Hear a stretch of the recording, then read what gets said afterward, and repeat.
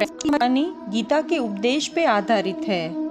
अवश्यमेव भोक्तम कृतम कर्म शुभाशुभम, यानी कि आपने कोई भी कर्म किया हो उसका फल आपको जरूर ही भोगना पड़ेगा। अगर वो अच्छे कर्म है तो भी और बुरे कर्म है तो भी।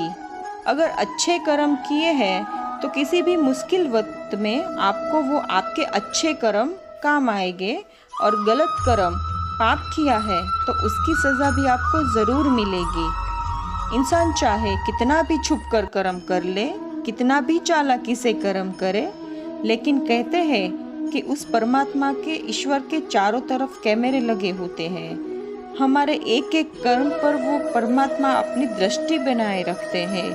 एक एक कर्म का हिसाब होता है। तो आज की कहानी हम सुनते हैं। एक बूढ़ा आदमी बहुत ही अमीर था। एक नौकर के अलावा उसके पास कोई नहीं था। बूढ़े आदमी के मरने के बाद सारी जायदाद नौकर को मिलने वाली थी। तभी नौकर के मन में लालच आया कि मैं उसे आज ही मार दूं ताकि सारी जायदाद मेरी जल्द ही हो जाए। और नौकर ने रात को ही उस बूढ़े इंसान को मार दिया। फिर सारी दौलत जायदाद नौकर को मिल गई। उसके बाद नौकर ने शादी की और उसको एक बेटा हुआ। बेटा बहुत ही खूबसूरत था, पर वो हर वक्त बीमार रहता था। नौकर ने अपना सारा पैसा, सारी जायदाद बेटे की दवाई में खर्च कर दी, फिर भी वह ठीक ना हुआ। तभी नौकर ने अपने बेटे से कहा, तुम ठीक क्यों नहीं हो रहे हो बेटा? तभी बेटे ने जवाब दिया, कौन सा बेटा? किसका बेटा? भूल गए?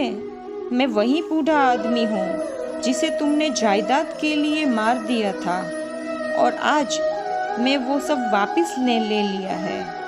वह कहकर, अब तेरा मेरा हिसाब बराबर है और मेरा जीवन यही समाप्त हो रहा है।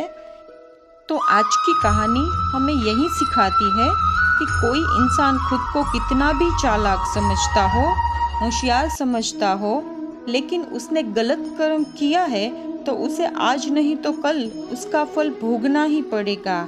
कोई भी व्यक्ति अपने किए हुए कर्म से बिना उसको भोगे छूट ही नहीं सकता। अगर आपको ये हमारी कहानी पसंद आई हो तो प्लीज़ चैनल को लाइक कीजिए, सब्सक्राइब कीजिए और शेयर कीजिए।